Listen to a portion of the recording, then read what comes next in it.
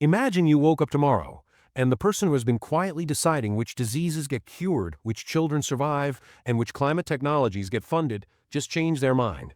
Not a small tweak, a full pivot, and nobody voted on it. Nobody asked you. It just happened.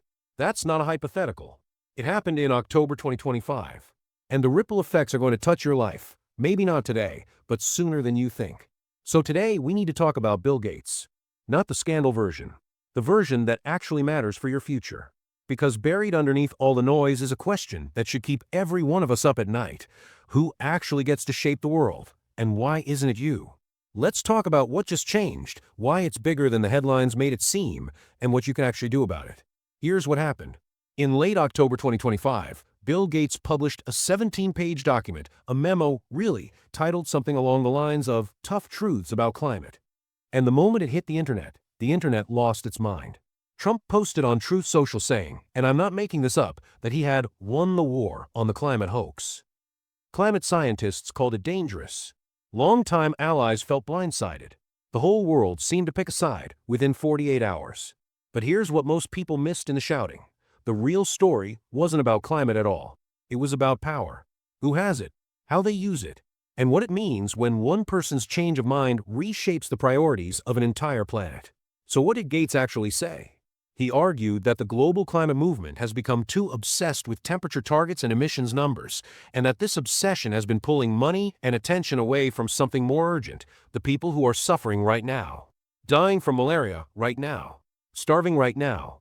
He said, and this is the key line, that we should deal with climate, disease, and poverty in proportion to the suffering they cause. And in his math, the disease and hunger columns are overflowing while the climate column, while serious, is not the extinction-level event that some people have been treating it as. Now, is he right? That is genuinely debated. Some of the smartest climate scientists on Earth pushed back hard. A researcher at Penn called it completely backwards. A Columbia professor called the memo pointless and confusing. Others, including some economists, said he had a point, that doomsday framing in the climate world has started to crowd out pragmatic, life-saving work. The honest answer is, both sides have real arguments. This isn't a clean debate. But here's what's not debated. Here's the part that should genuinely stop you in your tracks. This one man's decision, published in a blog post, immediately changed the conversation at COP30, the largest climate summit on Earth. It gave political cover to governments that were already looking for reasons to cut foreign aid. It reframed how billions of dollars in philanthropic funding will be allocated globally. And it happened without a vote, without a committee, without any accountability structure whatsoever. This is what's called philanthrocapitalism. And it's one of the most important and least understood power structures operating in the world right now. The Gates Foundation is not a government. It answers to no electorate. But according to researchers at Georgetown and the University of Edinburgh, it has become one of the top 2 or 3 funders of the World Health Organization, an organization with 194 member countries. One private foundation, more influential than most nations. Because of that, as one global health law expert put it, the Gates Foundation effectively sets the global health agenda for much of what the WHO does. And some global health advocates call that undemocratic, because it is. Now here's where things get wild.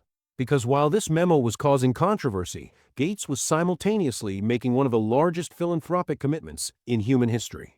In May of 2025, he announced the Gates Foundation would spend $200 billion over the next 20 years before shutting its doors in 2045.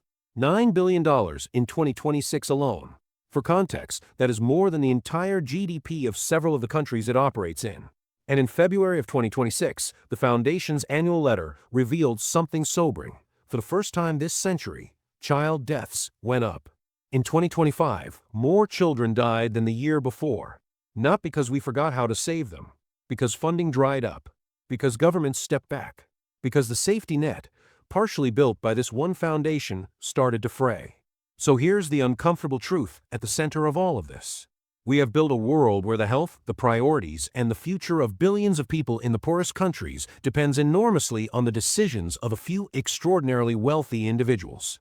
And when those individuals change their minds for whatever reason, right or wrong, well-intentioned or not, the ripple effects are massive and largely irreversible in the short term.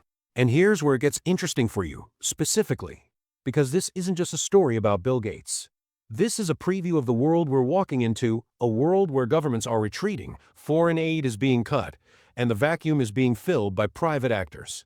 Billionaires, foundations, AI companies, tech platforms, people who were never elected, never audited, and never asked for your input. The question isn't whether this is good or bad. The question is, what are you going to do about it? Because there is something you can do. Several things, actually.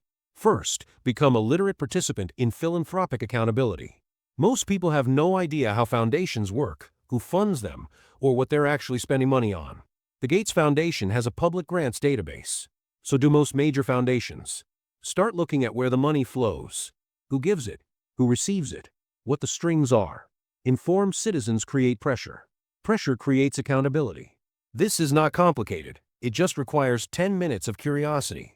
Second, support and amplify organizations that are building alternatives to concentrated philanthropic power. There are movements right now working on participatory grant-making models where communities that receive funding have actual decision-making power over how it's spent. That's a fundamentally different model than one billionaire deciding what matters.